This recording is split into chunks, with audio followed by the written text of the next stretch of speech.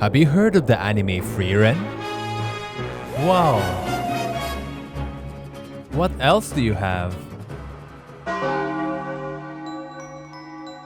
Oh no, why am I feeling this way?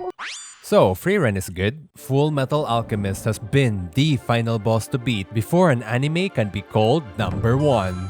At least on my anime list. Being number 1 on my anime list has become somewhat of a meme in recent times, due to the fact that if an anime gets one banger episode, boom, boom, boom, number 1 on Mal. Who needs prestige, am I right? At the end of the day, momentary hype cannot overthrow a complete experience, and several review bombers. So that begs the question, why is Frieren still up here? It has been quite a while, but Frieren has not budged. Maybe this isn't a temporary frenzy. Maybe, just maybe, we're witnessing history. Sousou no Frieren is about a great adventure featuring a hero party that is on their way to slay the Demon King. Psych! The story of Frieren begins at the end of the journey. Demon Lord slayed, peace restored. Nothing else to do but to enjoy the stillness. The titular Frieren is an elf. Time works differently for an elf. Even a major event like a meteor shower that occurs every 50 years is just a trivial event that she can just brush over. This makes her the perfect low-maintenance friend. Think about it. She won't complain even if you don't text her for months or years. Perfection. One day she'll just show up with a bottle randomly in like 20 years, going, "Oh, you're not folded yet?" Shats? I mean Frieren is not neglectful, she's just low maintenance. Whew, nice save. Frieren's time truly starts ticking after one inciting incident, a death of one of her companions. The hero's party was active for 10 years, a temporary span for an elf. But she realizes, why? Why didn't she take the time to get to know her friend better? Just why?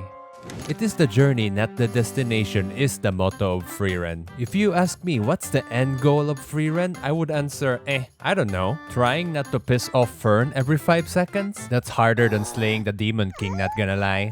The show is about retreading a similar journey from the one that ended at the beginning of the anime, but now with much more detail. Then it clicks. Oh, the flow of time is contrasting how Frieren is perceiving everything around her. As the show progresses, the time range skip is getting shorter and shorter, just like Frieren.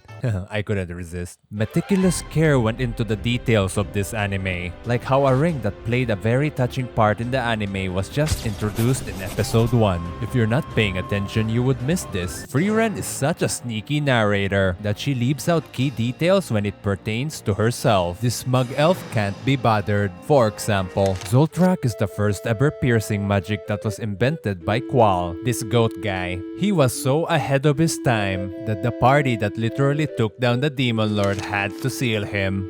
And 80 years later, the mighty Zoltrak became a basic attack spell due to the researchers analyzing Zoltrak for decades. Cool world building here. But what this smug goblin failed to elaborate was, it was her. She greatly contributed to Zoltrak falling off. She casually changed the fundamentals of magic just to keep an almost century-old promise. All this backstory was in a throwaway line by a side character in episodes later.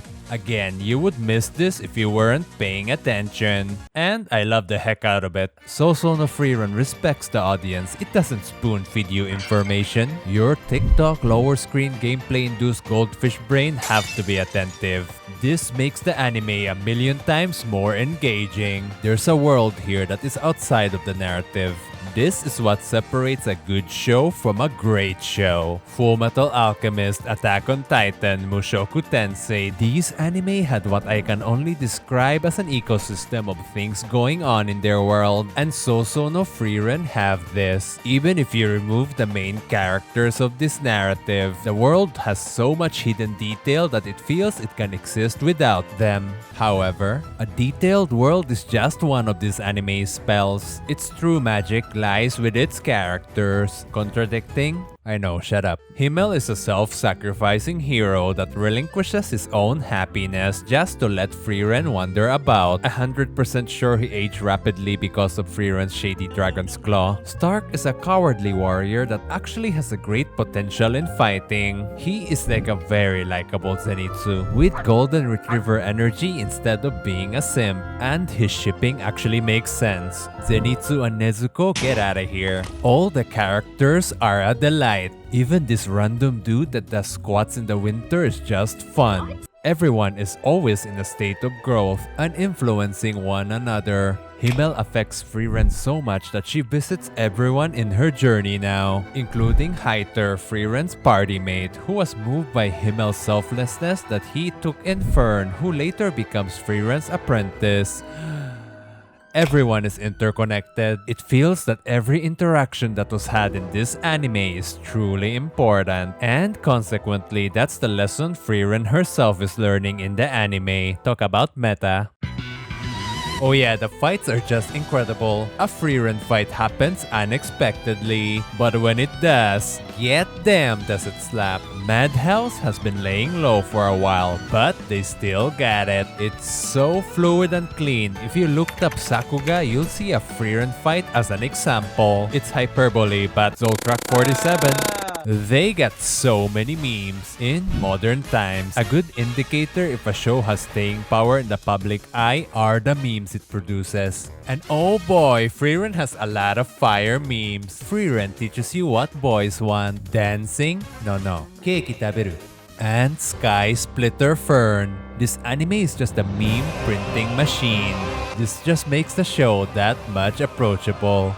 Speaking of approachable, their waifus are popular too. One might say too much. I briefly touched it in this video, but Fern, who is one of the fully clothed individuals in Frieren, is the recipient of the I drew Fern for 100 days with one hand challenge. I can hear you saying, if Frieren is so good, why mention waifus at all? Even Full Metal Alchemist featured an impressive variety of waifus. The show lures you in with their designs, but makes you sit firmly in place for their personalities. Sousou no Frieren is the same. They don't just have Frieren or Fern to pull in the crowd, but their side waifus, is this a term? Whatever, are equally great. I'm not only talking about the mind control tag Ara the Guillotine, characters like the Mage of Walking Red Flags, Yubel, who is my personal favorite. I can't stress this enough, I need help. Joking aside, let me elaborate a bit. Yubel has a very fire design,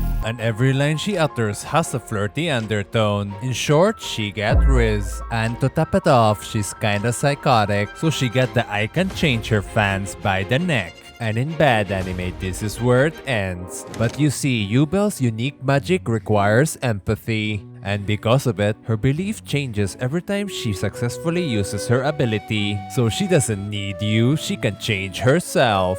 So good. And this queen is just a side character that will probably not show up after the arc that she is in. If you're wondering all the characters are this deep, I guess what I wanted to say was, FMA isn't a perfect anime, far from it, but what FMA does best is that it's such an inoffensive and complete experience pick for best anime, nobody questions it. And Frieren is almost that. It is also such an inoffensive pick for number 1. Sousou no Frieren has almost everything for every kind of viewer. The world, the story, the characters, the action. Yubel, tightly placed inside a container called high protection. People may dismiss Frieren for being too overrated or just undeserving. But from its very core, it's such a great anime that if you watching this video tell me right now that this is the number 1 anime for you, I'll say, alright.